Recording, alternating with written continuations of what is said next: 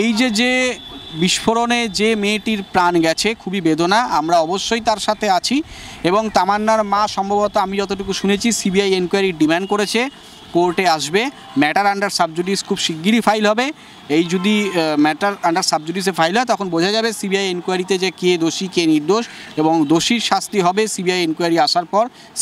বিজয় মিছিলের উল্লাস করার নামে বোম চার্জ করা হয়েছে। সেই বোমের আঘাতে একটা মেয়ে, বাচ্চা মেয়ে, ফুটফুটে বাচ্চা মেয়ে, যে ভবিষ্যতে হয়তো কোনো সরকারি পদে বা সেবার কাজে বা মেডিকেল প্রফেশনে, যে কোনো প্রফেশনে নিয়োগ হতো, সমাজের কোনো একটা জায়গায় যে কাজে লাগতো, তার ভবিষ্যৎটা শেষ করে দিল। এটাই হচ্ছে তৃণমূল, এটাই হচ্ছে তৃণমূল। আপনি তৃণমূলের বিরোধিতা করবেন, আপনাকে রাখা হবে না। আপনি দক্ষিণ 24 পরগনা বলুন, উত্তর 24 পরগনা বলুন, নদিয়া বলুন, যে কোনো জেলা বলুন, জমি মাফিয়া, ভোট লুঠেরা ঘুরে বেড়াচ্ছে। ভোটের সময় এদেরকেই কিছু অস্ত্র তুলে দেওয়া হয়, কিছু টাকা তুলে দেওয়া হয়, কিছু মদের বোতল দেওয়া হয়, যার ভিত্তিতে এদেরকে দিয়ে ভোট করানো হয়। পুলিশ সেখানে নিষ্ক্রিয়, পুলিশকে নিষ্ক্রিয় রেখে ভোট করানো হয়। আর যদি পুলিশ প্রশাসন গর্জে ওঠে, তাদের বাড়িতে বোম মারা। কারণ তাদের নেতা তো বিগত দিনে বলেছে, অনুব্রত মণ্ডলই নিজে বলেছে, আপনি যদি বিগত দিনের ভিডিও ফুটেজগুলো দেখেন, অনুব্রত মণ্ডল নিজেই বলেছে পুলিশের বাড়িতে বোম মারো। অথচ যে পুলিশকে কাজে লাগিয়ে তৃণমূল এত বড় ক্ষমতা দেখাচ্ছে, ওই পুলিশ সরে গেলে এই দলটার 2 মিনিট অস্তিত্ব থাকবে না। সাধারণ মানুষের সাথে যদি মস্তানি করে, পুলিশ সরিয়ে নিলে কখনো কখনো সেই মস্তানগুলোরও বাপ হয়ে সাধারণ মানুষ দাঁড়াতে পারে। কিন্তু তৃণমূলের ক্ষমতা নেই এই পুলিশগুলোকে সরিয়ে নেওয়ার জন্য। পুলিশ অপমানিত হচ্ছে, তারপরেও মানুষ মরছে। পুলিশের হাত যদি কোনো এরিয়া থেকে বেশি না 1.5 ঘন্টার জন্য খুলে দেওয়া হয়, ফ্রি হ্যান্ড কাজ করতে দেওয়া হয়, তাহলে এরিয়ার ভেতরে ওই পকেটের মধ্যে নটোরিয়াস ক্রিমিনাল কে আছে পুলিশ সব জানে। কোন এমএলএ ছত্রছায়ায় কোন গুন্ডা লুকিয়ে আছে সেটা সব জানে। খুব দুঃখজনক ঘটনা, বেদনাজনক ঘটনা। এটা হওয়ার কথা ছিল না, এটা হওয়া উচিত নয়। তার একটা ভবিষ্যৎ কেরিয়ার ছিল, সুন্দর কেরিয়ার। সে একটা ছাত্রী ছিলেন, বাচ্চা মেয়ে, কোনো স্কুলে পড়াশুনো করতো। আমার আপনার ঘরের মেয়ে, একজন ছাত্রী ছিল, সে মারা গেলেন। খুব দুঃখজনক ঘটনা, যেটা হওয়ার কথা ছিল না। এটা হয়েছে, এটা খুবই দুঃখজনক, কিন্তু তাতে তৃণমূলের কিছু যায় আসে না। এটা তো বিজয় মিছিল নয়, এটা তাদেরকে টার্গেট করেছে। পরে আমরা ভিডিওগুলো যা দেখলাম মিডিয়ার মাধ্যমে, যতটুকু দেখে বুঝতে পারলাম, ব্যাপারটা হচ্ছে ওরা কিছু জায়গাকে, কিছু পার্সন বা কিছু ঘরকে টার্গেট করেছিল। এবার বিজয় মিছিলের মধ্যে দিয়ে কিছু হুলিগান গেছিল, অ্যান্টি সোশ্যাল, যারা তৃণমূল আশ্রিত। বিজয় মিছিল, এই যে কালিয়াগঞ্জে যে উপনির্বাচন হলো, তৃণমূল কংগ্রেস জিতে গেল, এবং যে বিজয় মিছিল, সেই বিজয় মিছিলতে বোম ছোড়া হলো, একটা নাবালক শিশু মারা গেল। কী বলবো তামান্না? প্রথম কথা হচ্ছে, কালিয়াগঞ্জে যে উপনির্বাচনটা হয়েছে, সেটা কি উপনির্বাচন আদৌ হয়েছে? এটা তো 176 রিগিং হয়েছে। শাসক দলের এত ভয় কোথায়, আমার মাথায় ঢুকছে না। শাসক দলের সবাই তো সব জায়গায় ক্ষমতায় আসেন, তো একটা সিটে যদি ফ্রি অ্যান্ড ফেয়ার ইলেকশন করতে চায়, করা যেতেই পারতো। এটা তো একটা বাই ইলেকশন, আর এটা এমনটা নয় তো এটা হারলে মুখ্যমন্ত্রীর গদি চলে যাবে। ওই জায়গা সহ আপনি যে কোনো গ্রামগঞ্জে দেখুন, তাদের ছিনিয়ে নেওয়ার একটা প্রবণতা, জয় তারা ছিনিয়ে নেবে। ফ্রি অ্যান্ড ফেয়ার ইলেকশনে তারা বিশ্বাস করেন না, সবথেকে বড় কথা। কারণ এই যে আপনারা কিছুদিন আগে দেখেছেন, বীরভূমের অনুব্রতকে আইসিকে চরম হেনস্থা করলো, আইসিকে চরমভাবে অপমান করলো, কিন্তু তারপরেও অনুব্রতর জেল হলো না, কাস্টাডি হলো না, কিচ্ছু হলো না। নর্মালি হেঁটে ঘুরে বেড়াচ্ছে, নোটিশও রিসিভ হলো, কমপ্লাইও হলো, বেলও হয়তো নিয়েছি। কিন্তু আমি একজন সরকারি পদস্থ অফিসার বা সরকারের ডিউটি, প্রশাসনিক ডিউটিতে থাকাকালীন একজন অফিসারকে আমি কথা বলতে পারি না, তার মা বোন তুলে গালাগালি দিচ্ছে, অথচ অফিসার চুপ করে আছে। শুধু এফআইআরটা নামকে বাঁচতে হলো, একটা মাত্র আইওয়াশ আর একটা প্রেস বাইট দিয়ে দিল, ব্যাস হয়ে গেল। এটাই হচ্ছে তৃণমূল। যে এটা জয় নয়, এটা উল্লাস, এটা একটা কি বলবো, এটা হচ্ছে ওই বেসিক্যালি বলে না যে ছিনিয়ে নেওয়া জয়, তারপর সিপিএম বা বিরোধী রাজনৈতিক দলকে টার্গেট করে তাদের বাড়িতে বোম মারা। কারণ তাদের নেতা তো বিগত দিনে বলেছে, অনুব্রত মণ্ডলই নিজে বলেছে, আপনি যদি বিগত দিনের ভিডিও ফুটেজগুলো দেখেন, অনুব্রত মণ্ডল নিজেই বলেছে পুলিশের বাড়িতে বোম মারো। অথচ যে পুলিশকে কাজে লাগিয়ে তৃণমূল এত বড় ক্ষমতা দেখাচ্ছে, ওই পুলিশ সরে গেলে এই দলটার 2 মিনিট অস্তিত্ব থাকবে না। সাধারণ মানুষের সাথে যদি মস্তানি করে, পুলিশ সরিয়ে নিলে কখনো কখনো সেই মস্তানগুলোরও বাপ হয়ে সাধারণ মানুষ দাঁড়াতে পারে।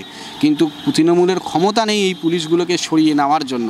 পুলিশ অপমানিত হচ্ছে, তারপরেও মানুষ মরছে। পুলিশের হাত যদি কোনো এরিয়া থেকে বেশি না 1.5 ঘন্টার জন্য খুলে দেওয়া হয়, ফ্রি হ্যান্ড কাজ করতে দেওয়া হয়, তাহলে এরিয়ার ভেতরে ওই পকেটের মধ্যে নটোরিয়াস ক্রিমিনাল কে আছে পুলিশ সব জানে, কোন এমএলএ ছত্রছাওয়ায় কোন গুন্ডা লুকিয়ে আছে সেটা সব জানে। খুব দুঃখজনক ঘটনা, বেদনাজনক ঘটনা। এটা হওয়ার কথা ছিল না, এটা হওয়া উচিত নয়। তার একটা ভবিষ্যৎ কেরিয়ার ছিল, সুন্দর কেরিয়ার। সে একটা ছাত্রী ছিলেন, বাচ্চা মেয়ে, কোনো স্কুলে পড়াশুনো করতো। আমার আপনার ঘরের মেয়ে, একজন ছাত্রী ছিল, সে মারা গেলেন। খুব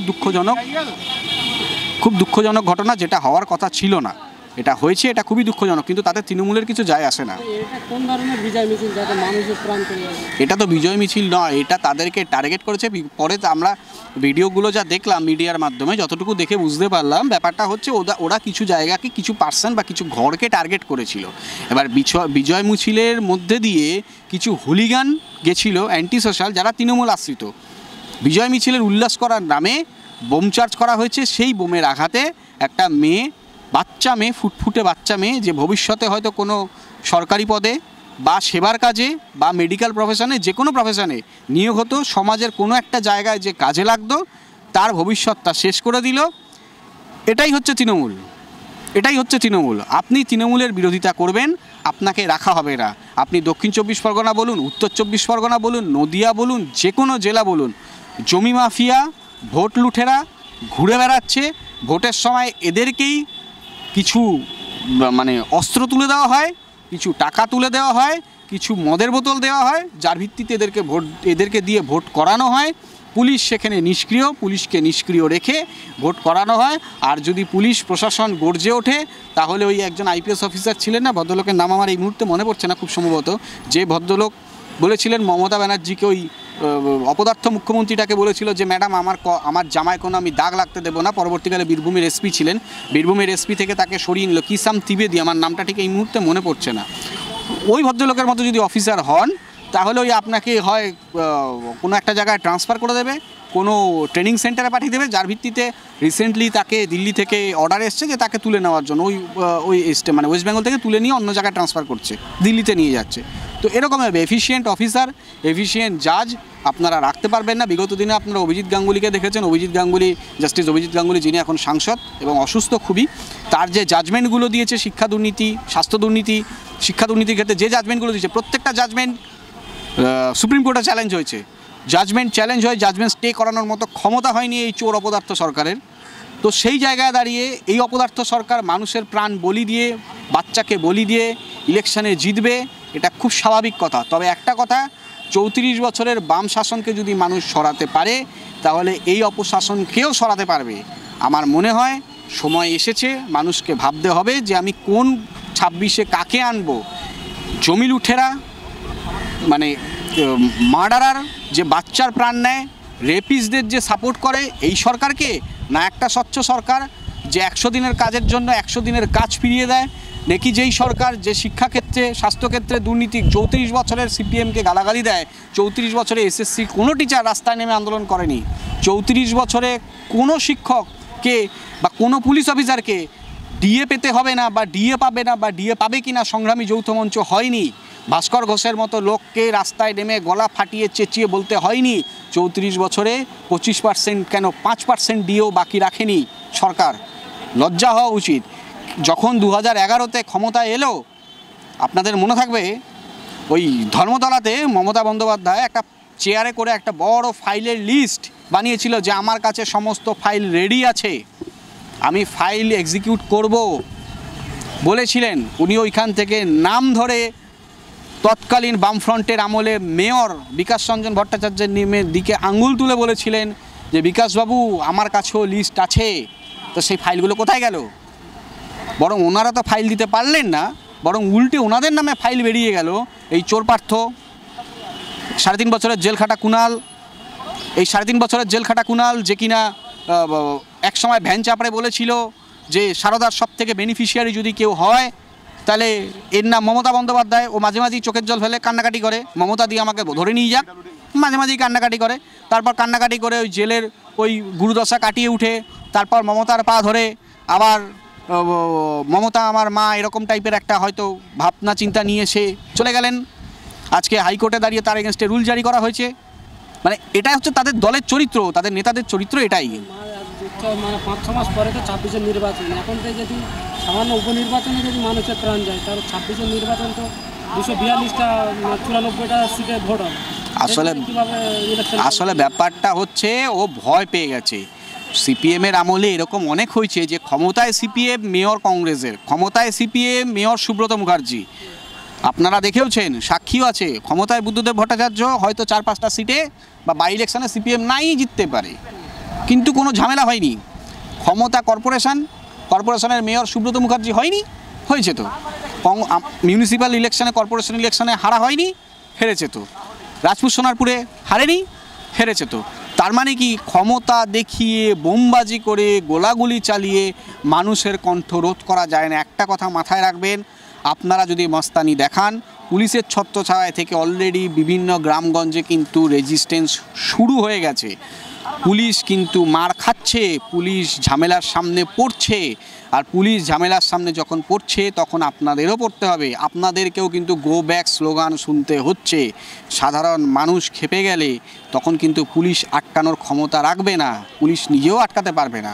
আপনি এই এসএসসিতে এইখানে দাঁড়িয়ে, এই শিয়ালদা চত্বরে দাঁড়িয়ে আপনারা দেখলেন সেদিনকে শিয়ালদা স্টেশনে এসএসসির লোক যারা ছিলেন, এসএসসিতে যারা বিক্ষিপ্তভাবে এসেছিলেন টিচারদের, এই জায়গা থেকে তাদেরকে আটকানো হয়। এই জায়গা থেকে কারা আটকায়? কলকাতা পুলিশ। নির্লজ্জতার শেষ থাকে না। কোনো স্টেশন চত্বরে without any kind of RPF permission, without any kind of DRM Sealdah permission Kolkata police entry করতে পারে কি? পারে না। তারা নিয়ম বহির্ভূতভাবে কাজ করেছে, শিক্ষকদের লাঠিপেটা করেছে, মেট্রো স্টেশন থেকে টানতে হিড় করে টানতে এই শিয়ালদা চত্বর থেকে তারা রাস্তা থেকে বাসে বা গাড়িতে করে তুলে নিয়েছে। আলটিমেটলি রেজাল্টটা কী হলো? দেখুন, যে কোনো মৃত্যু খুবই দুঃখজনক। হয়তো সেই মেয়ে ফিরে আসবে না, এবং ফিরে না হয়তো আসবে না, আসবেই না। কিন্তু এই যে বিস্ফোরণে যে মেয়েটির প্রাণ গেছে, খুবই বেদনা। আমরা অবশ্যই তার সাথে আছি। এবং তামান্নার মা সম্ভবত, আমি যতটুকু শুনেছি, সিবিআই এনকোয়ারির ডিমান্ড করেছে, কোর্টে আসবে। ম্যাটার আন্ডার সাবজুডিস খুব শিগগিরই ফাইল হবে। এই যদি ম্যাটার আন্ডার সাবজুডিসে ফাইল হয়, তখন বোঝা যাবে সিবিআই এনকোয়ারিতে যে কে দোষী কে নির্দোষ, এবং দোষীর শাস্তি হবে সিবিআই এনকোয়ারি আসার পর। সিবিআইয়ের হাতে কেসটা আসুক, let the time will be say what will do.